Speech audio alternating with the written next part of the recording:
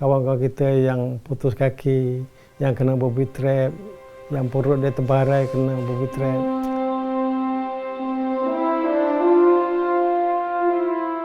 Bismillahirrahmanirrahim. Saya masuk pulih tahun 1969, 1 Ogos tahun 69. Jadi sehingga sekarang mungkin dah 54 tahun lah saya dalam pulih. Dan saya bersara pada 2001 bulan Oktober 2001. Genaplah umur saya ketika itu 55 tahun. Semasa saya pertama kali saya jaki dalam PDRM, pertama kali saya dilatih di Pusat Latihan Polis Jalan Geni, sekarang Jalan Semarak, Kuala Lumpur, selama 3 bulan. Jadi di situ diajar saya kawat undang-undang dan seterusnya, kawat undang-undang pagi petang. Kemudian sehinggalah pada 3 bulan yang pertama di Pusat Latihan Polis Kuala Lumpur, saya dihantar ke Ulu Kinta, pasukan polis hutan Ulu Kinta waktu itu. Seramai, tak silap saya, 3.000 ke 4.000 skot saya waktu itu. Sampai di stesen kereta api Tanjung Rambutan, saya diarahkan jalan kaki daripada pekan kecil Tanjung Rambutan pergi ke kamp Ulu Kinta.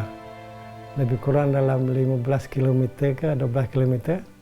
Sampai di kamp Ulu Kinta, saya diarahkan untuk mengikuti kursus lanjutan berkaitan dengan polis hutan.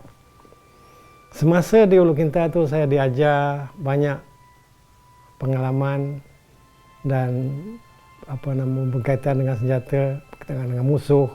Sebab selesainya latihan di Ulu Kinta, besar kemungkinan, bukan kemungkinan lagi, memang akan dihantar ke hutan. Macam mana kita nak hidup di hutan, macam mana kita bertempur, keandainya bertempur dengan musuh waktu itu. Jadi sehinggalah tamat latihan pada tahun 70, saya diarahkan masuk ke Batalion 3 Aerodrome Ulu Kinta di Ipoh. Waktu itu Batalion 3 PPS Aerodrome, masa itu nama dia. Dan kemudian selepas sebulan duduk di camp, saya diarahkan dan sama-sama kawan lain masuk hutan di, kalau tak silap saya, dekat Nami. Nami itu di kawasan Kuala Nerang selama 2 bulan. Dan itulah pertama kali saya masuk hutan. Dan bukan saya seorang, kawan-kawan lain pun agak, bukan tergamam, maksud itu terkejutlah dari dunia yang bebasnya dulu. Apabila masuk polis hutan, disiplin dia macam itu, keadaan dia, tugas dia macam itu, tanggungjawab kita pun macam itu. Jadi terikat dengan keadaan dan disiplin pasukan. Semasa di Kuala Nerang, saya diletakkan bersama-sama pelatun yang lain dekat sungai Durian Daun, dekat border dekat Thailand. Waktu itu daripada pekan kecil Padang Sanai, berjalan kaki ke Sungai Durian Daun, lebih kurang dalam 30 ke 40 meter square jalan kaki. Dan diarahkan dan dapat maklumat daripada SB bahwasanya ada tempat seandainya waktu itu lalu dengan kenderaan akan diimbus oleh musuh. Jadi kita diarahkan untuk berjalan kaki selama sejauh 40 km sehinggalah sampai ke Sungai Durian Daun. Waktu itu dah malam, dekat 7 lebih. Jadi kita hanya buat ground base ataupun hanging base lah. Kita tak menduga bahawasanya kita malam di tempat tu ada kubur lama. Apabila besok kita bangun, stand tu pagi pukul 6 tu tengok ada tunggul, ada besi, ada batu, rupanya batu nisan waktu itu. Jadi kita pun terkejut, astagfirullahaladzim, mengucap, oh saya tidur di atas kubur. Jadi bukan saya seorang lah, kawan-kawan yang lain begitu juga. Jadi kita hidup berkawan di hutan waktu itu, masa apa yang diajar masa di Ulu Kinta dulu, macam ini, untuk nak hidup. Jadi sehinggalah kita patrol balik rutin harian macam itu. Kecuali malam kita di base lah. Waktu itu kawasan dia di Sungai Kunyit. Nama dia Sungai Kunyit, Aikala Lenggung. Waktu itu.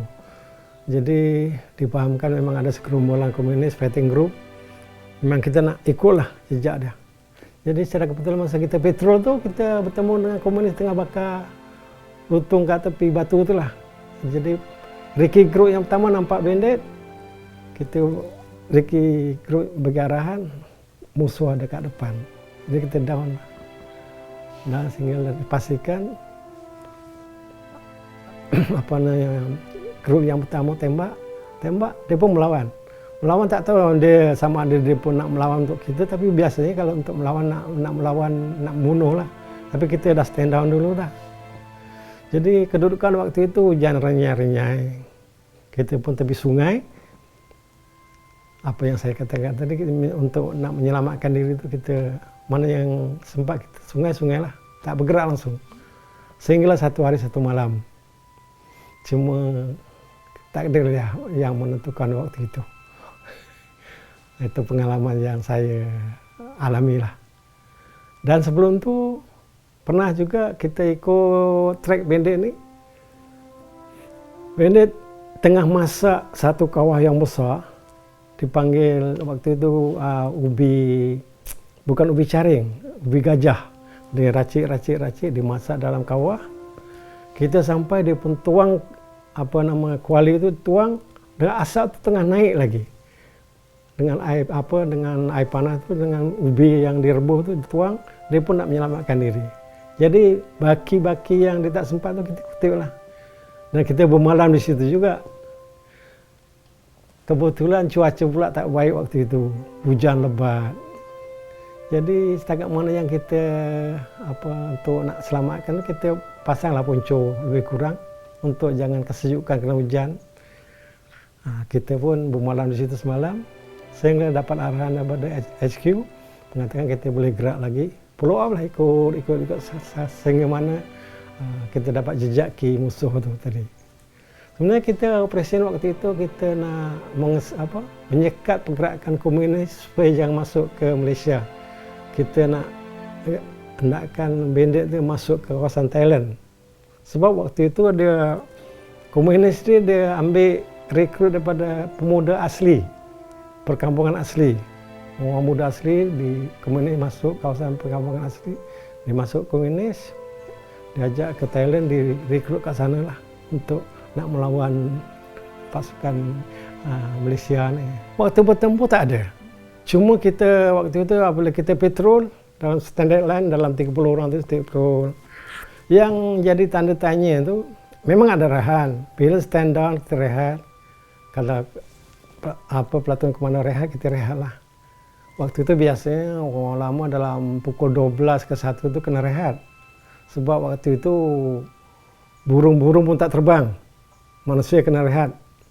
Bila rehat, jadi adalah arahan tu jangan jumpa di trek, kita tersepak. Macam kita, kaki kita sepak sana, sepak sini. Jadi arahan lah. Jadi kalau ada tu nampak macam pelik tu, tahu seharusnya biarkan. Jadi sehinggalah satu hari itu tak tahu mungkin terlupa ataupun tersepak pelatuan, bukan pelatuan, Kopral Sarjan pelatuan tu tersepak. Satu rupanya yang tersepak tu adalah bobby trap. Waktu itu bobby trap tu meletup sehinggalah kaki kiri diputus.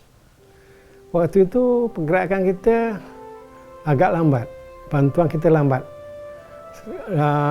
Berlakunya pada pukul 11 pagi, pukul 4 petang baru Eli Nuri, dia wincing ke kawan yang cedera tadi, bawa naik, hantarlah ke hospital Pulau Pinang.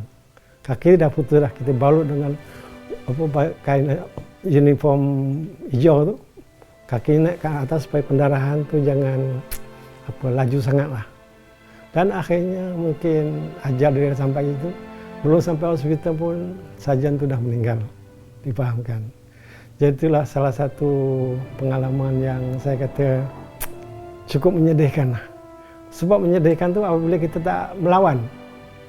Sebab waktu itu komunis dipasang booby trap, dia untuk melambatkan kita pergerakan. Dipasang letak booby trap supaya cedera orang tu, anggota keselamatan tu lambat nak ikut dia. Jadi dipasang booby trap kita lambat. Tambah-tambah kalau pasukan keselamatan tu, polis hutan waktu itu cedera, jadi stop kat situ je lah. Jadi bandit tu dapat jalan jauh lagi lah. Apa yang kita sambut pada tiap tahun, macam contoh saat 31 Ogos kita akan menyambut Hari Merdeka. Bahwasanya Hari Merdeka itulah untuk menentukan kita senang susahnya. Kalau waktu itu masa zaman saya dulu nak dapatkan merdeka, ya Allah, susah sangat. Mungkin orang sekarang, bukan semua, mungkin ada sebahagian segelintir daripada orang muda ni, dia akan menganggap itu dulu, sekarang tak macam ni, yang balik asal balik macam mana. Saya anggap kalau ada yang mempunyai pemikiran macam itu, supaya ia mendapat memikirkan, kalau dulu susah, tak ada yang senang sekarang. Dia mesti susah dulu, baru dapat senang. Itu yang orang-orang sebelum saya, tidak ada kesenangan tanpa kesusahan. Jadi apa yang alami dan saya pernah alami, kawan-kawan sebelum saya dulu susah. Jadi bila sambut merdeka ni, ya Allah, seronoknya dia. Jadi peringkat muda ni, kalau masih dalam pasukan, hayatilah. Hari kemerdekaan bukan mudah yang kita nak capai.